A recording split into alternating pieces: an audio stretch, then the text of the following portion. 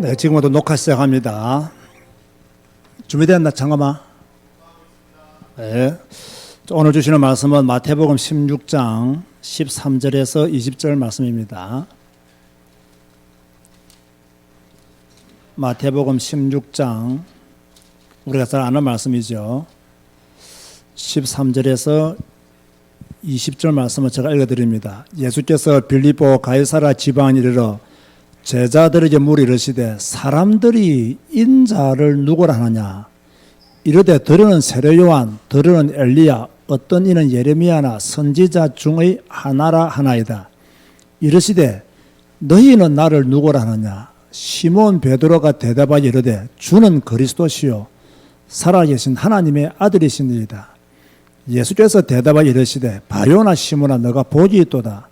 이를 내게 알게 한 이는 혈육이 아니요 하늘에 계신 내 아버지시니라. 또 내가 내게 이르노니 너는 베드로라. 내가 이 반석 위에 내 교회를 세우리니 음부의 권세가 이기지 못하리라. 내가 천국 열쇠를 내게 주리니 너가 땅에서 무엇이든지 매면 하늘에서도 매일 것이요 너가 땅에서 무엇이든지 풀면 하늘에서도 풀리리라 하시고, 다 같이 읽겠습니다. 이에 제자들에게 경고하사 자기가 그리스도인 것을 아무에게도 이르지 말라 하시니라. 아멘. 우리 성도들에게 참으로 중요한 것이 있다면 신앙 고백입니다. 이 신앙 고백에 따라서 또 함께 나오는 게 되는 것이 전도죠. 대부분의 성도들마다요, 없는 것처럼 보이지만 자기 신앙 색깔이 있어요. 여러분에게 이게 있을까요, 없을까요? 있어요. 자기 신앙 색깔이 있어요. 교회를 오래 다녔는데 자기 신앙 색깔이 있어요. 목사들마다 자기 신앙 색깔이 있을까요, 없을까요? 다 있어요.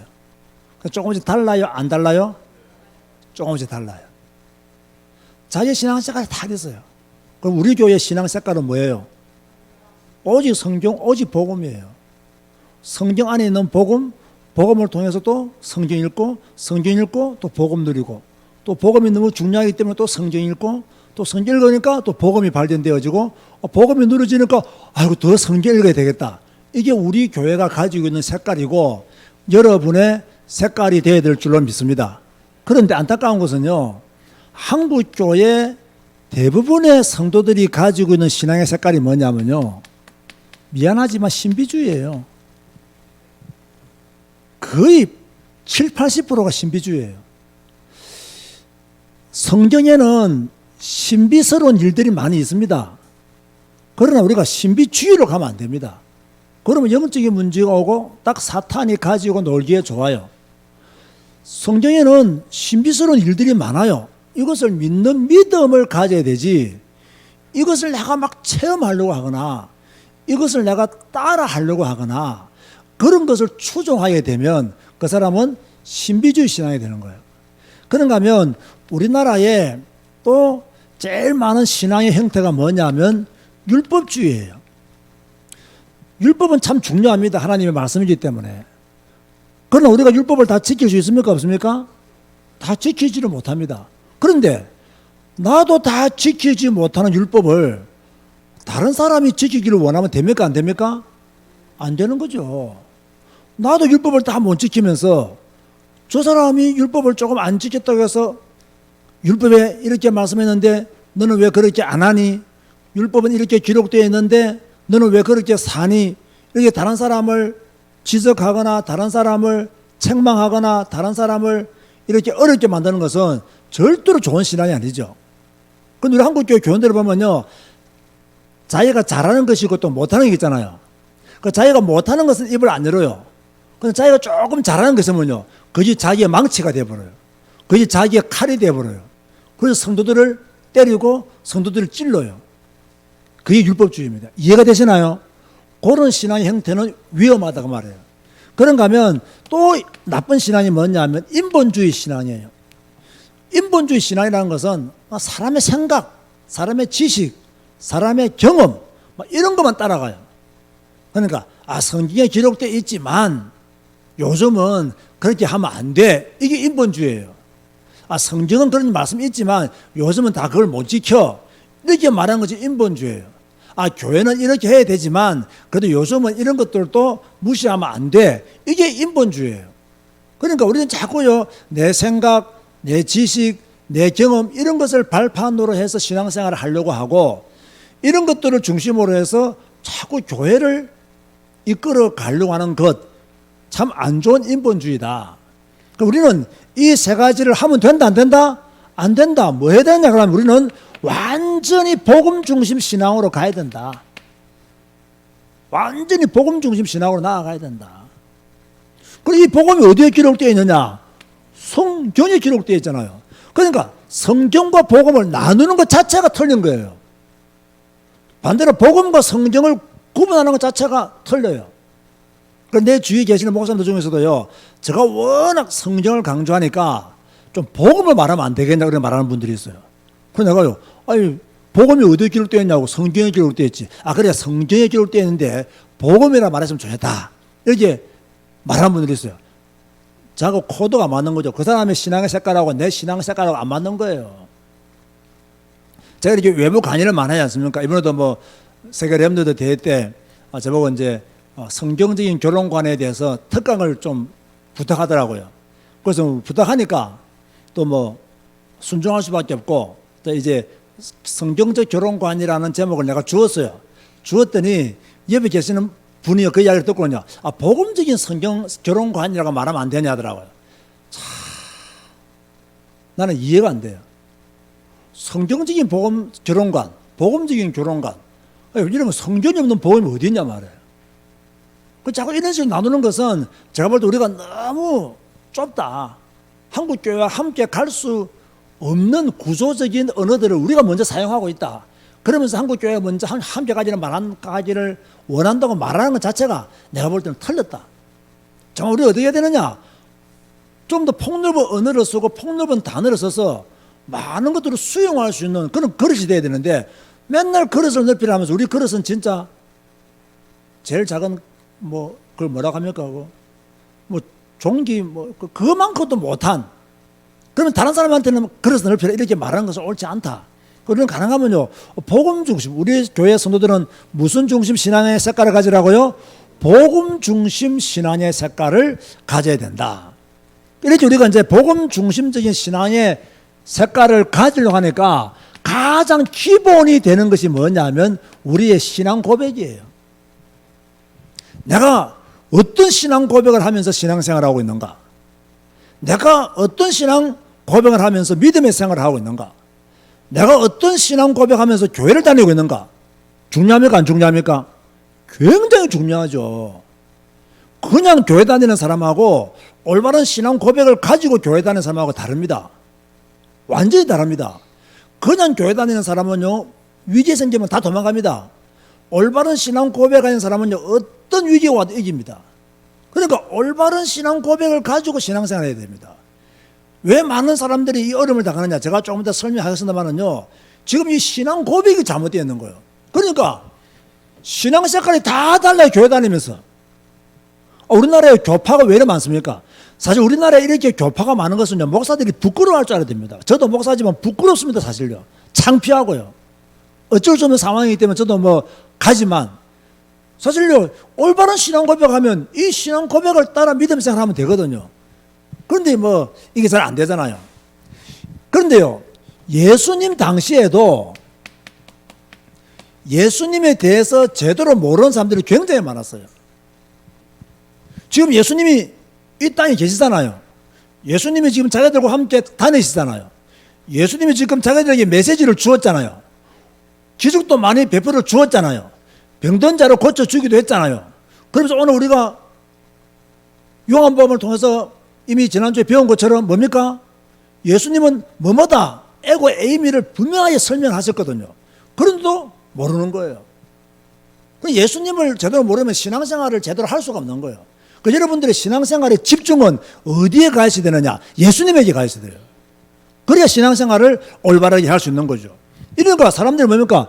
사람들이 인자를 누구라 하냐더니 그 인자는 예수님이잖아요. 예수님을 누구라고 하느냐 물어봤더니 뭐라고 말했습니까? 예, 예수님을 세례 요한이라고 합니다.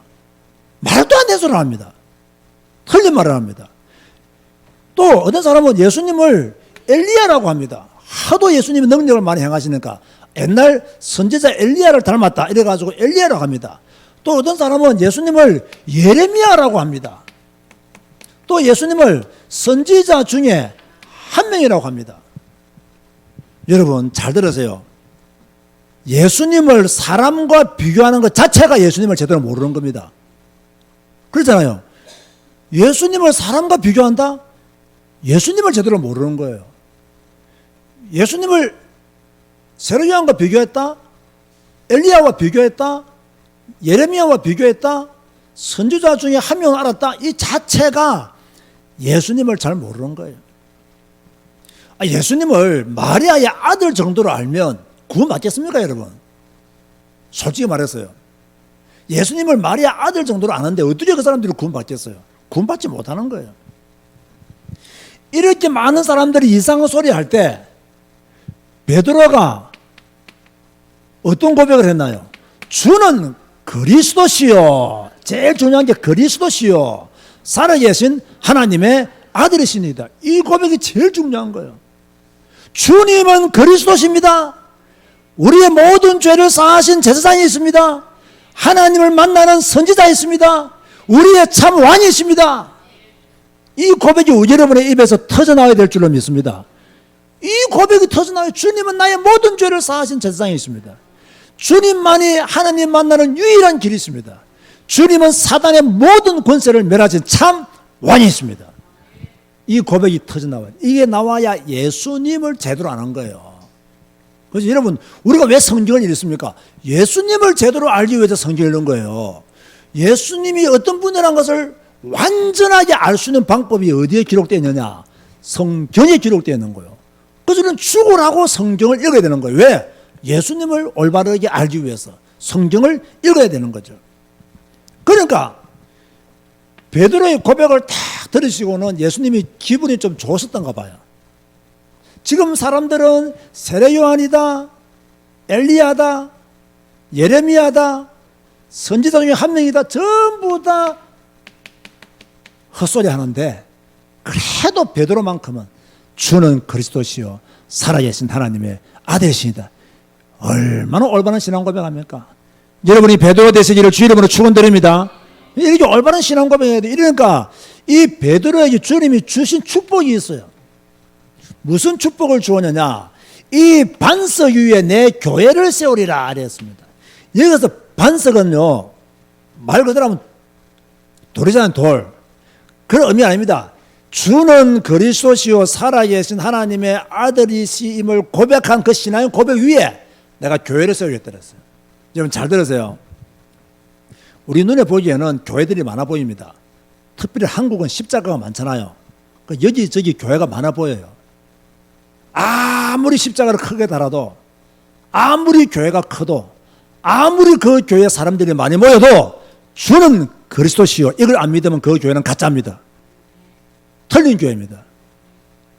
예수님을 그리스도로 안 믿는 교회가 무슨 진짜 교회겠어요? 예수님을 그리스도로 안 믿고 자기 담임 목사를 그리스도로 믿는다. 그건 가짜 교회예요. 틀린 교회예요. 예수님을 그리스도로 믿어야 그 교회가 뭡니까? 참 교회다 말이에요. 주는 그리스도시요. 이 고백 위에 내가 교회를 세우겠다. 우리 제사교회는 이 믿음의 고백 위에 세워진 교회임을 믿으시기 바랍니다. 그런가 하면 두 번째, 음부의 권세가 너를 이기지 못한다. 사단의 권세가, 지옥의 권세가, 마귀의 권세가 너를 이기지 못한다. 아멘 하시기 바랍니다. 여러분이 이런 축복을 받았다 그 말입니다. 그런가 하면 천국 열쇠를 내가 네게 주겠다. 너가 땅에서 무엇이니 매면 하늘에서도 매일 것이고 땅에서 무엇이니 풀면 하늘에서도 풀리리라. 이렇게 말씀하시는 거예요. 그럼 여러분들은요 이런 신앙 고백을 딱 가져야 돼요. 멋있지 않습니까 여러분? 우리 제자교회 성도들은 어떤 신앙 고백을 가져야 돼요? 주는 그리스도시요 살아계신 하나님의 아들이십니다. 여러분요 우리가 기도할 때요 의미 있는 기도할 때요 내가 간절한 기도 제목 기도할 때 한 번씩 하세요. 주는 그리스도시요 살아계신 하나님의 아들이심을 내가 믿습니다. 여러분이 힘들 때 고백하세요. 주는 그리스도시요 살아계신 하나님의 아들이심을 믿습니다. 여러분이 기쁜 일 있을 때 뭐라고 고백해야 돼요? 주는 그리스도시요 살아계신 하나님의 아들이십니다. 여러분이 참지 못할 모욕을 받았을 때도 뭐라고 고백해야 돼요? 주는 그리스도시요 살아계신 하나님의 아들이십니다. 도대체 이 남편이 이해가 안 돼.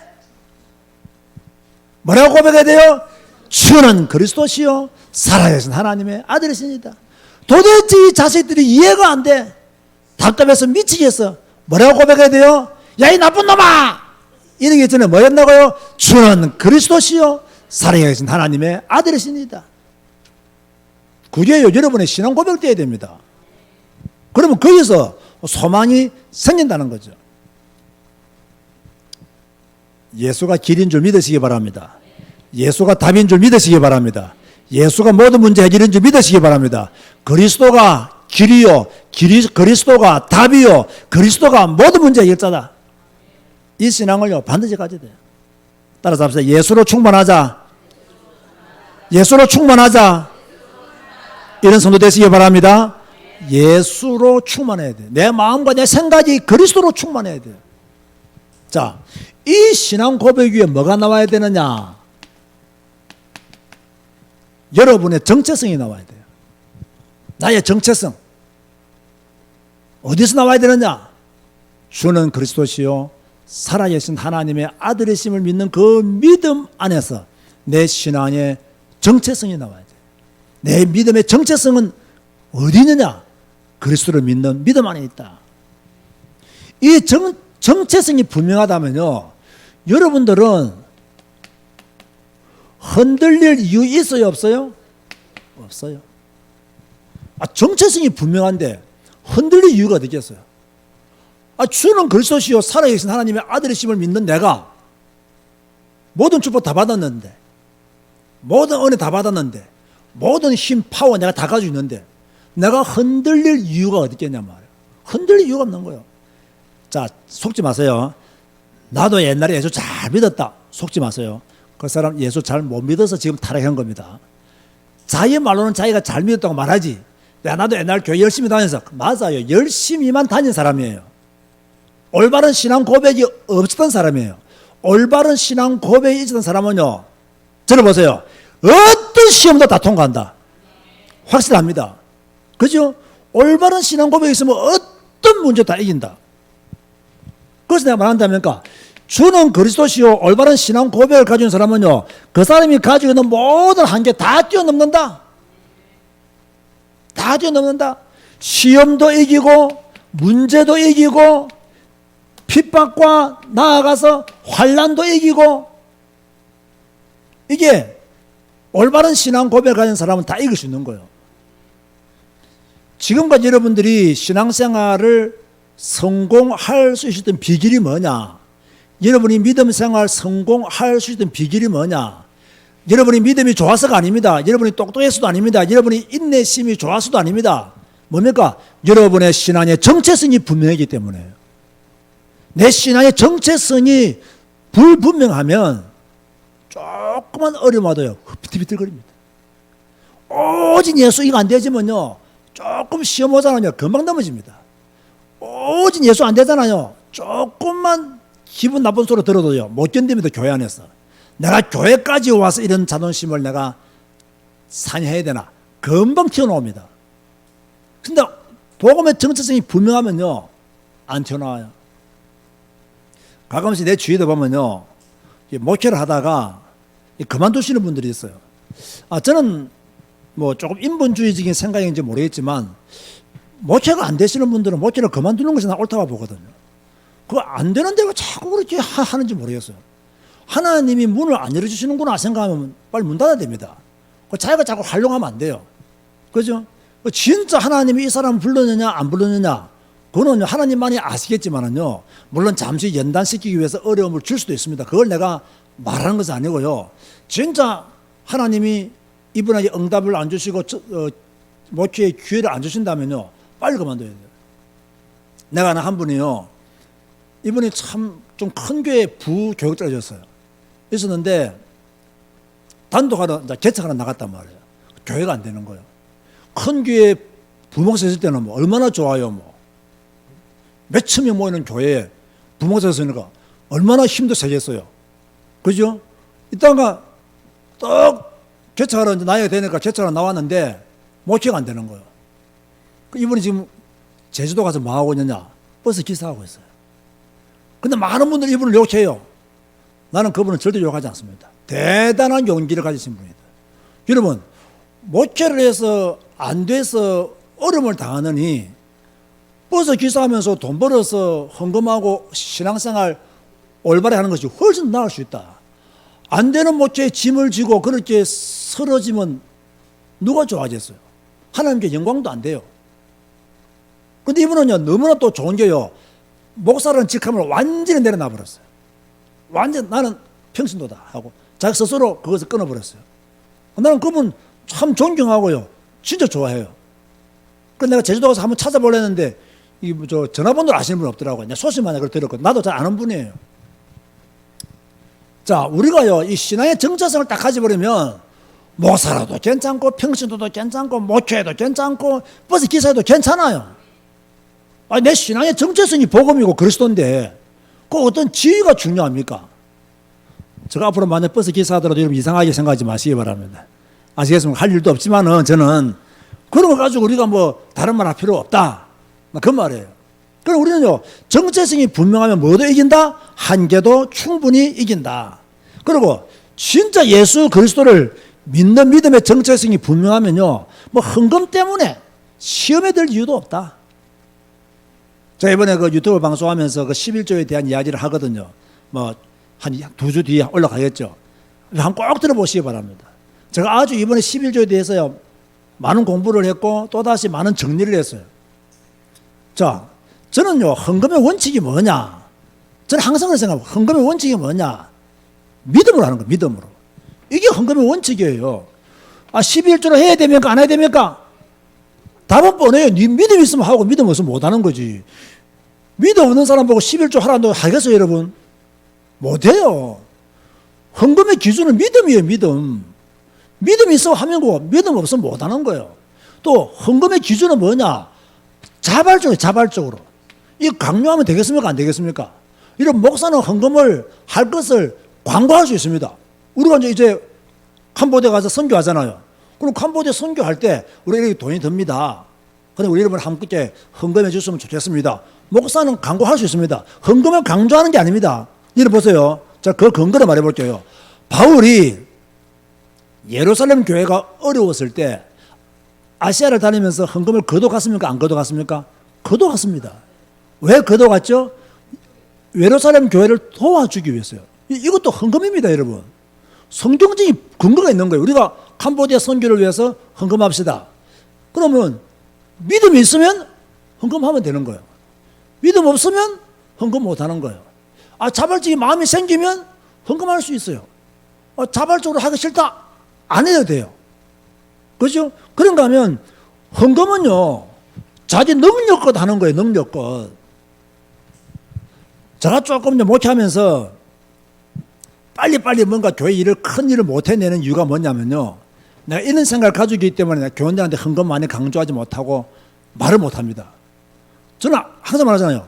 빚내서 헌금하지 마라. 여러분, 왜 빚내서 헌금합니까? 아, 물론 자기가 생각하기에 나는 갚을 능력이 있다. 근데 교회가 좀 힘을 모아야 될 때다. 그거는요, 자기 판단에 의해서 헌금하면 되는 겁니다. 그러나 나는 기본적으로 성도들이 빚내서 헌금하는 것에 대해서 찬성하지 않습니다. 정말 이해됩니까? 자기가 갚을 능력이 있기 때문에 잠시 빚을 내서 한다. 그거는 자기 믿음에 의해서 자발적으로 결정하는 겁니다. 그러나 나는 기본적으로 막 빚내서 헌금한다. 내가 이런 마음까지 있으면 나도 좀 교회 빨리 지었을 수도 있습니다. 저는 이런 게 조금 약한 거예요. 우리 성도들을 너무 편하게 해주는 목사 중에 한 명이 내가 헌금에 대한 부담을 안 주려고. 그러다가 우리 성도들이 안 하면 한 번쯤 내가 또 뚜껑 열리면 또 강하게 이야기를 하기도 하죠. 왜? 성도들이 바른 헌금이 바른 신앙생활이거든요. 여러분, 제가 11조 그 영상 찍으면서 내가 제일 마지막에 한 말이 있습니다. 헌금 타락이 곧 신앙 타락이다. 이거 의미 있는 말입니다. 헌금 타락이 곧 신앙 타락이다. 그 신앙 좋은 사람들의 특징을 보세요. 헌금관이 분명합니다. 신앙 안 좋은 사람들의 특징을 보세요. 헌금관이 없습니다. 믿음 딱 제대로 된 사람은요, 헌금관 확실합니다. 믿음 제대로 안 된 사람은요, 헌금관 불확실합니다. 이런 것까지도 신앙의 정체성이 분명하면요, 믿음으로 헌금하고 자발적으로 헌금하고 능력만큼 헌금을 할 수 있다. 그런데 목사님, 나는 믿음이 있습니다. 나는 자발적으로 드리고 싶습니다. 그런데 돈이 없습니다. 안 드리면 돼요.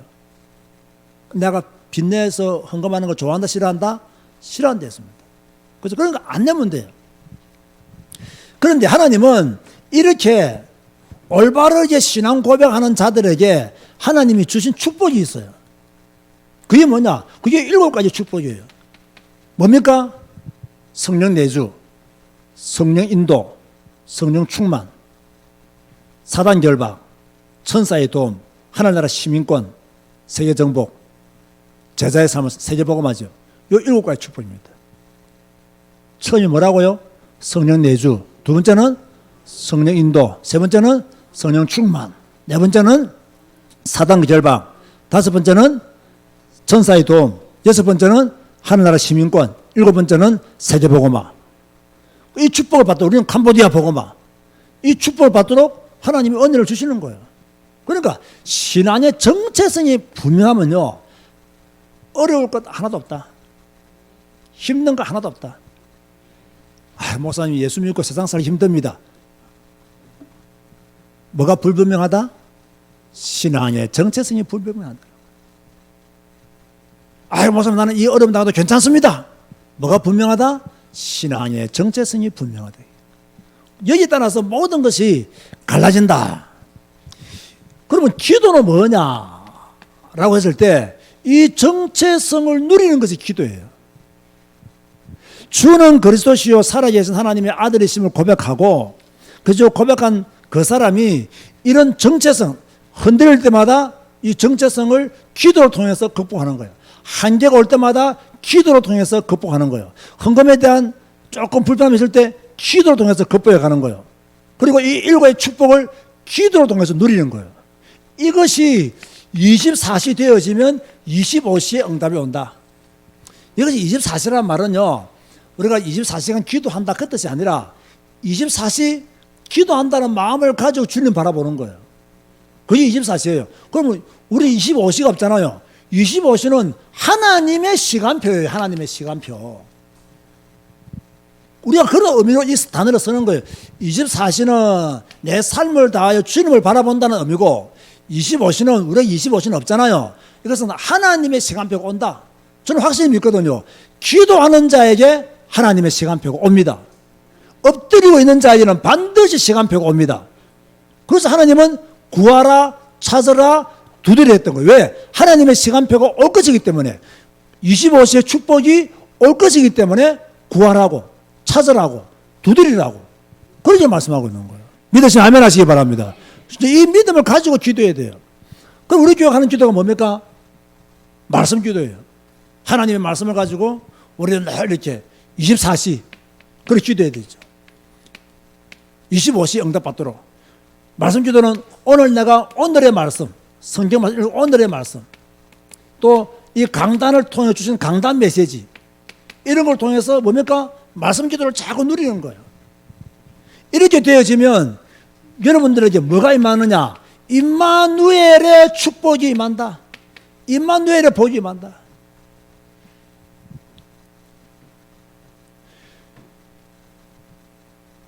(24시) (25시) 말씀 기도, 오늘의 말씀 강단 메시지, 그 다음에 일이 되어지면 임마누엘의 축복, 위대의 축복을 딱 받게 되고, 함께 축복 딱 받게 되고. 우리 교인들에게 이런 시간표가 빨리 오게 되기를 바랍니다. 하나님은 나와 함께 계시는군요. 하나님은 나와 함께 하시는군요. 감사합니다. 여러분의 문제와 사건을 통해서 이것도 하나님이 함께 하셨군요. 이 부분도 하나님이 도우셨군요. 이렇게 하나님은 응답하셨고, 이렇게 하나님은 나를 응원해 주셨네요. 하나님 감사합니다. 감사의 기도가 차고 넘치시기를 주의 이름으로 축원드립니다. 그래 감사합니다. 결론 맺습니다.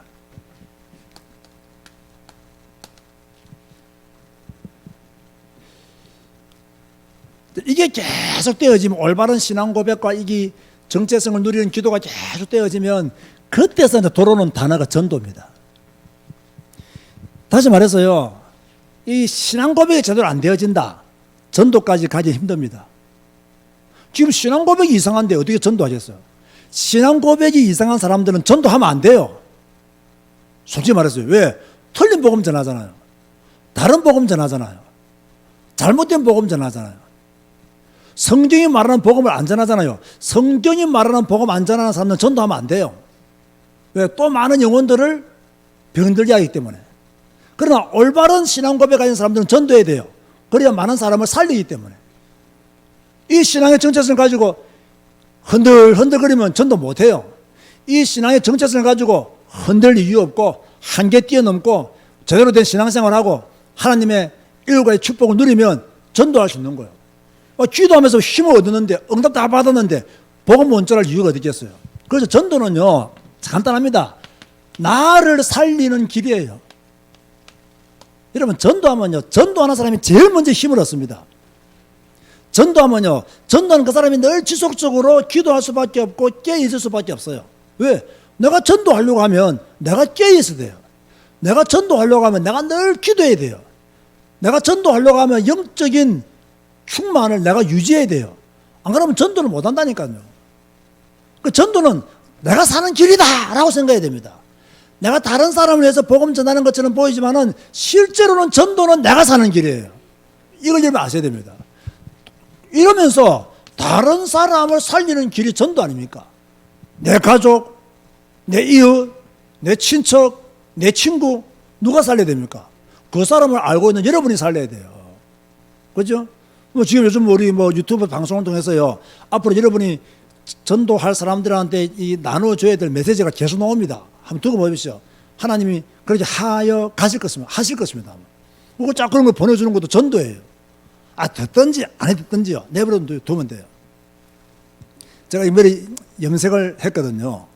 자, 내가 이제 머리 깎으러 가면 그 미용사가 내 머리를 자세히 봐요. 또 내가 목사인 줄 알아요.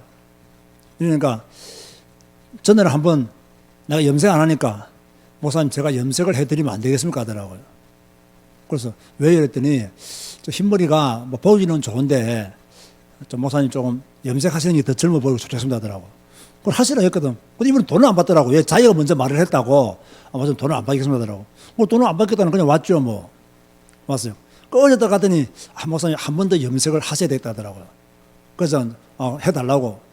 내가 머리카락 자꾸 운동할 때 자꾸 눈을 찌르니까 확 잘라보라고 이제 내가 막. 그랬더니 이번에 많이 잘랐어요. 괜찮더라고요. 그래서 이제 염색비 내가 받으라니까 안 받아더니 받으시라고. 전에 한번 내가 서비스 받았기 때문에 오늘은 꼭 내가 돈을 드려야 된다 했더니 제가 염색비를 이렇게 받더라고요.